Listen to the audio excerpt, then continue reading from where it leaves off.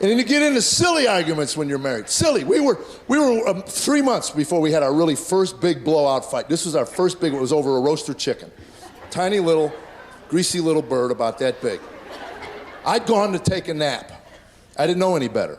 I really didn't. I learned early on, naps were a huge mistake in my home. God forbid I'm rested, really. It's so much harder to manipulate a well-rested, rational thinking human. People are so much more compliant when their eyeballs are burning out of their skull, you know? I have no idea. I don't know if it was her upbringing or not, but people, when she was awake, you're awake. I mean, it's... So, now I don't know if I was asleep 5 minutes or 5 hours. I'm waking up to the sound of a vacuum cleaner in the bedroom. I'm sleeping and my wife is choosing to vacuum the bedroom.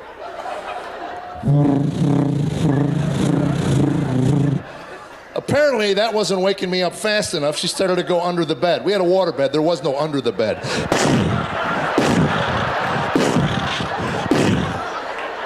Again, I'm stirring, but not quite awake. She went after something on the pillow. I have no idea, but I can tell you what she got caught. My hair in the attachment. Now I'm awake. Whoa. To this day, that was 28 years ago. To this day, her reaction still surprises me. Oh, you're awake.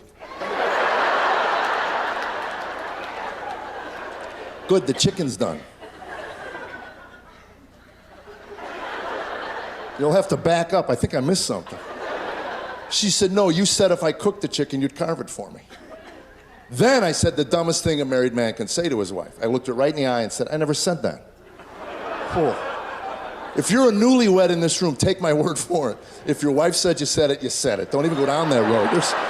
I'm telling you, their ability to recall every last piece of verbiage that ever exited out of your lips is amazing. And there's no end to it. It just goes on and on. That's not what I said. That's exactly what you said. That's not what I said.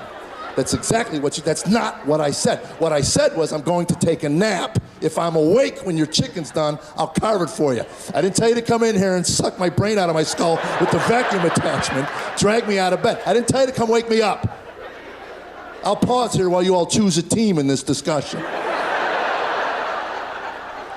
I'll tell you how dumb I was. I thought that was the end of that discussion. I made my point. I rolled over. I turned my back on my wife. Whoa. She gets on the bed with both knees. Get up. You said you'd carve the chicken. Get out there and carve the chicken. Every man here knows there comes a point in every one of these discussions you have to change tact. Obviously, what you've been saying is not registering, so you just come up with another way to say it. I don't know how to carve a chicken. I never carved a chicken my entire life. Why don't you carve it? You could mutilate the bird just as easily as I could. She says, I don't know how to carve a chicken either. Now, you said you'd carve the chicken, you have to carve the chicken. You're not going back to see if you carve the chicken. Hear what I said? I don't even know what this is about. Lord help me. I just want to sleep. God help me. All right, I'll carve the stupid chicken. Now, I'm walking to the kitchen to carve the bird. I'm not even married 3 months. I'm a mumbling idiot. I don't even like chicken. You want chicken, you want Kentucky Fried Chicken, for God's sakes. They'll carve it up for you. What'd you say? I didn't say nothing to you. Now I'm in the kitchen. I'm in my underwear. I got stuff in my eyes. I'm not in a good mood. Got a knife. I got a fork. Got a greasy bird. In comes my wife, who not 2 minutes ago just told me she didn't know how to carve a chicken. Well, apparently there was a chicken carving class somewhere between our bedroom and the kitchen.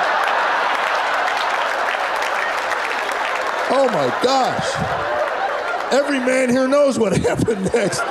2 small hands appear out of nowhere. You're doing it all wrong. Let me show you how to do it. You got it over here. I stabbed the bird. Now I'm waving at her with my fork. She grabs my wrist. Give me the bird. Oh, no, you're not getting this bird. Give me the bird. Now we're standing in the wrestling over this stupid. Give me the bird. No, you give me that bird. I'm not. And at one point she goes, go back to sleep. Oh, I'll sleep like a baby till you run a jackhammer. Give me that bird. And I yanked on it. And the bird flies up in the air. And it was like in a movie. It was like a 1.5. I'm watching it. He goes, one, lands right on her head. Boink. Both of us look down on the ground. And we look at each other. Grease is running down her face. She says, I can't believe you threw it at me. I didn't throw it at you. Yes, you did. 28 years ago. To this day, we'll be at parties. Like at a fundraiser where we don't know anybody, and I can always tell when she's telling her version of that story.